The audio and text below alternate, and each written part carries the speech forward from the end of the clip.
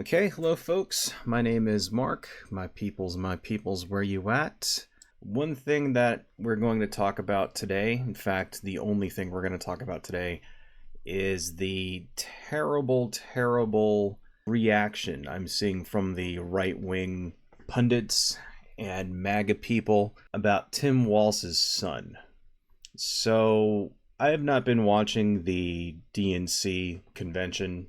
I don't give a shit. I'm going to vote for them anyway. But that's not really my thing. But apparently, Tim Walz's son, his name is Gus Walz, was a little emotional the other night. Stood up and was crying and stuff like that. And of course, a lot of the MAGA assholes immediately attacked him. Now, why is this such a big deal? Because, these people attack the sons and daughters of Democratic politicians all the time. It's really nothing new. They did this to Obama's daughters. They did this to Chelsea Clinton. Hunter Biden, they made attacking him like a focal point of their campaign and shit. So why is this such a big deal?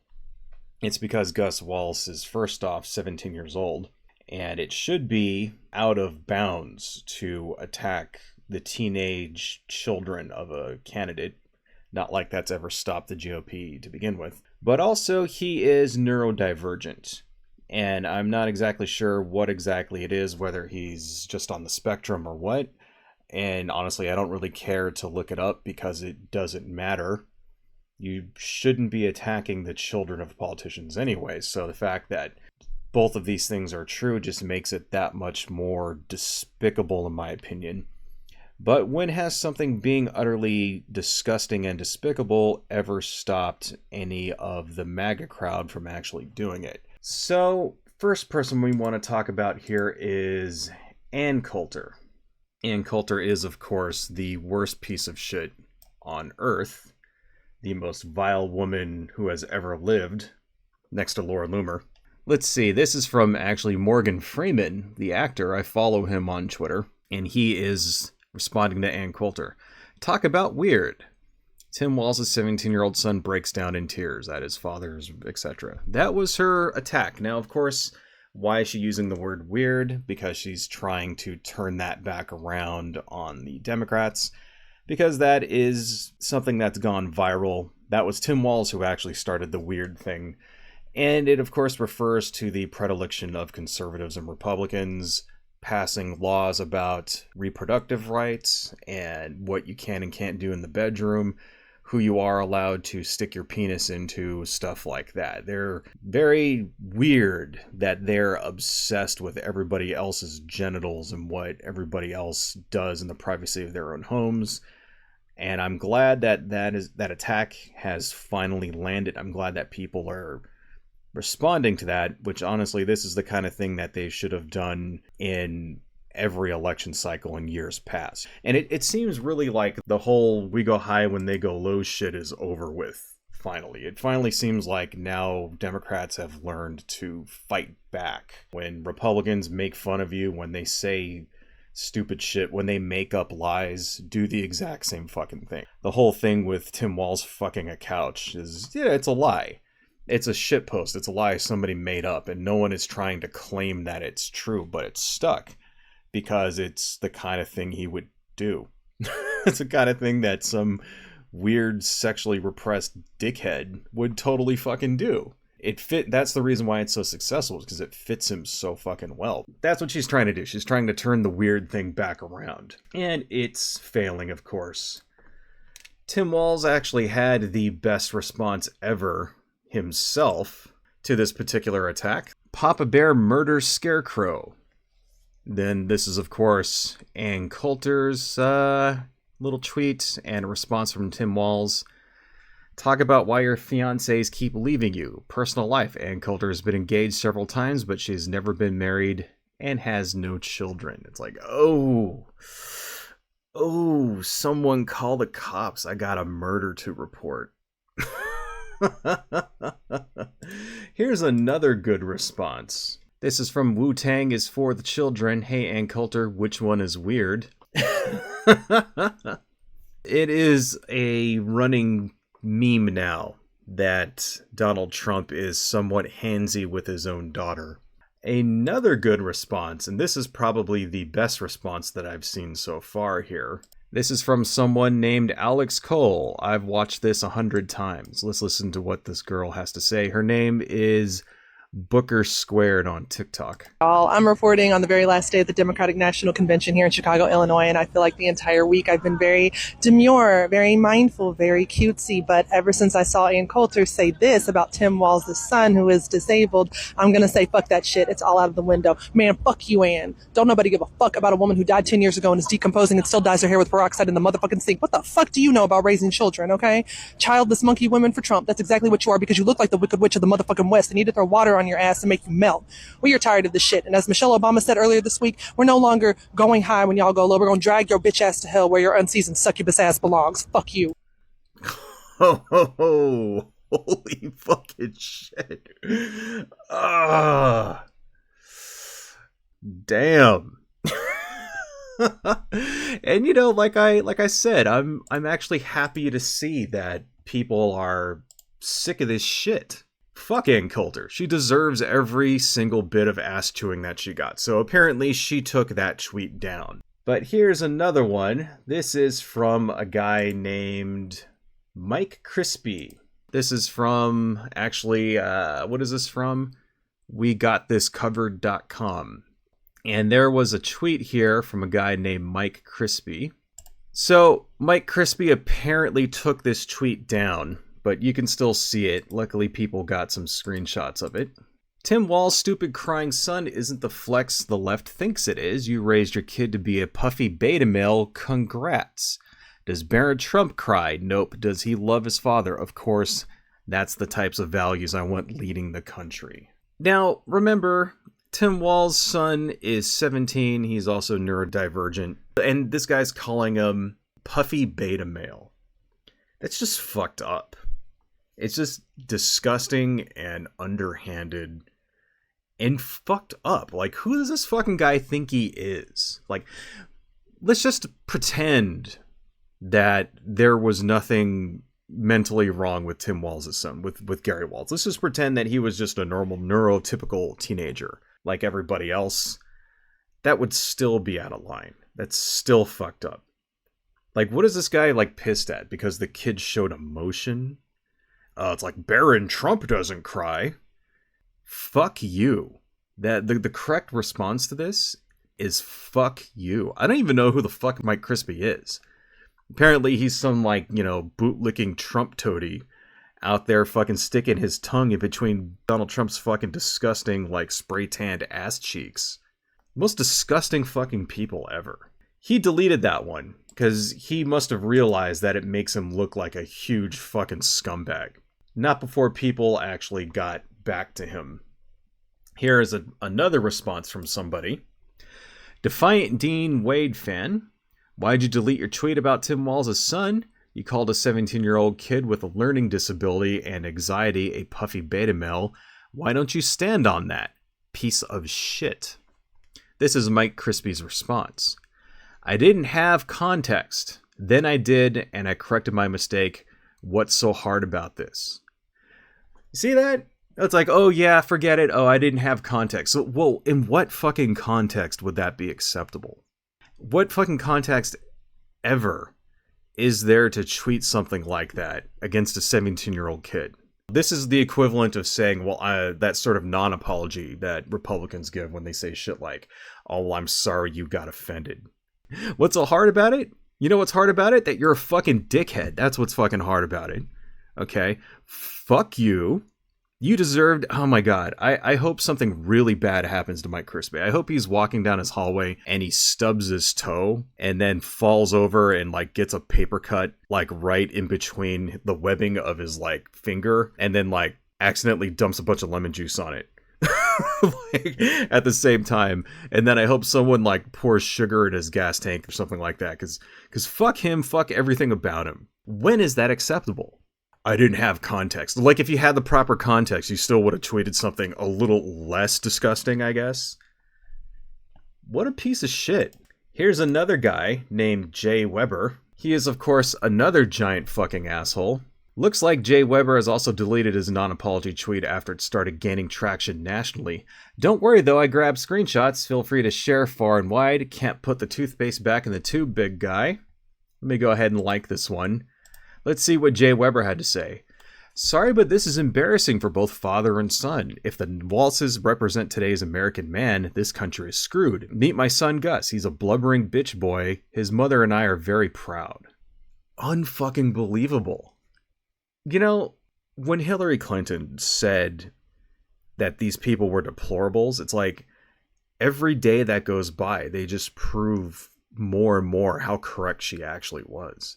Even if the kid wasn't a kid, let's say that he was an adult, let's say he was 18, would that be acceptable?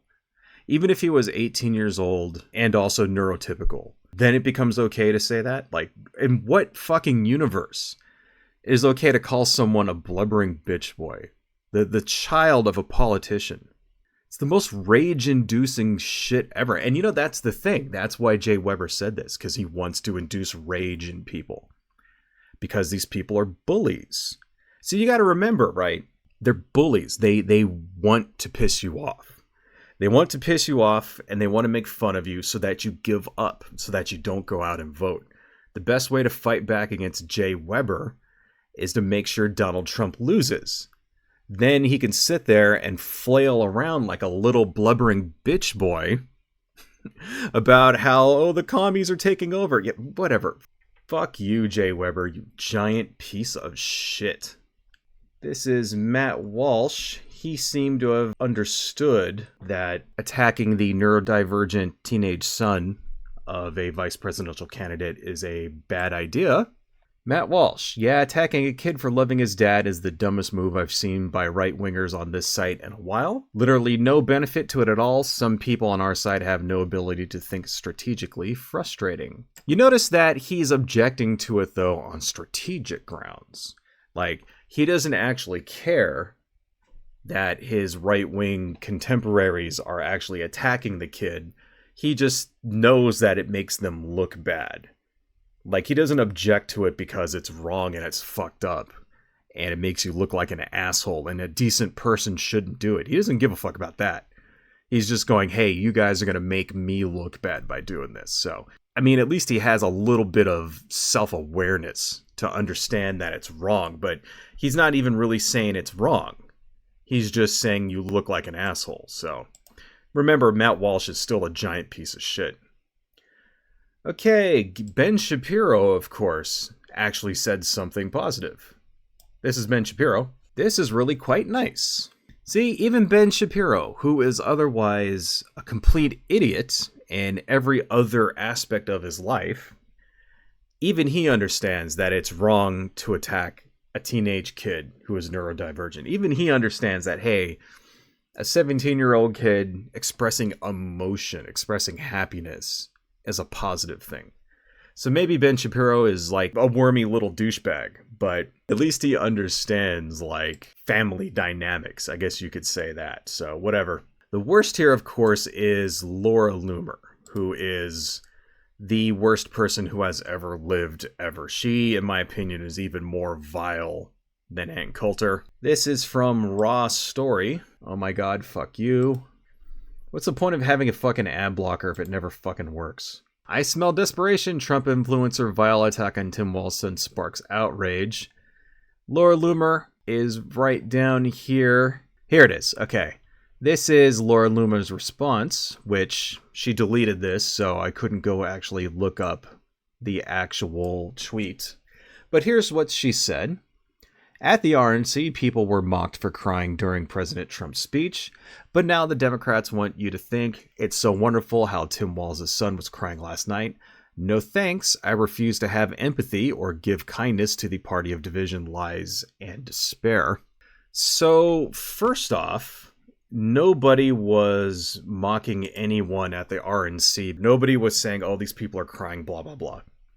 They were making fun of these assholes at the RNC because they were walking around with bandages on their ears. You guys remember that?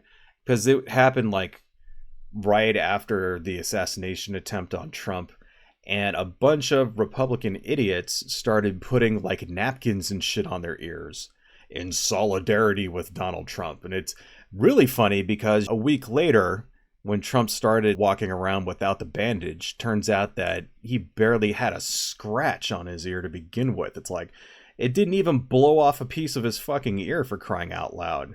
So that big ass like thing that he was wearing, that fucking diaper he had on his ear, was like all bullshit to begin with. It's like barely a scratch, although we can't really say that 100% because they probably put makeup on it. That's the thing people are also not realizing. Probably had makeup on it to make it look less gnarly, so who even knows? But it is, I think, pretty weird to have a solidarity bandage with someone.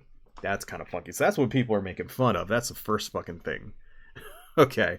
Second thing, we know, Laura Loomer, that you don't have empathy to begin with. So don't try to say that, oh, I don't have empathy for blah. You don't have empathy at all for anything, about anyone, for anyone at all whatsoever. It's a thing that you are just not born with. You're not capable of expressing empathy for anything. So shut the fuck up about that. Of course, that was bad enough to where she apparently had to take that tweet down, and people started giving her shit. So instead of apologizing like a normal human being was and saying, oh, I fucked up, that's wrong, Laura Loomer not only doubled down on it, but is also trying to turn it around. Here she's yelling at Ron Filipowski.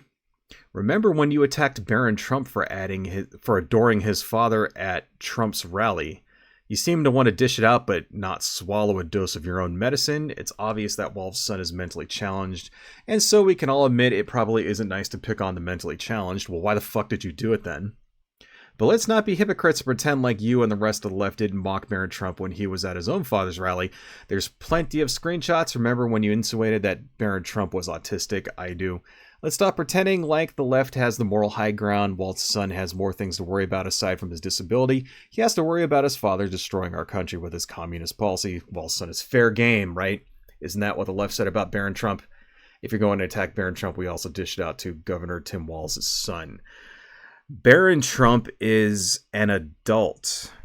Barron Trump is 18 years old, and that's what these tweets here, by the way, if you want to read these, we don't even really need to read these like articles, but basically there are two articles by this guy Ron Filipowski talking about Barron Trump.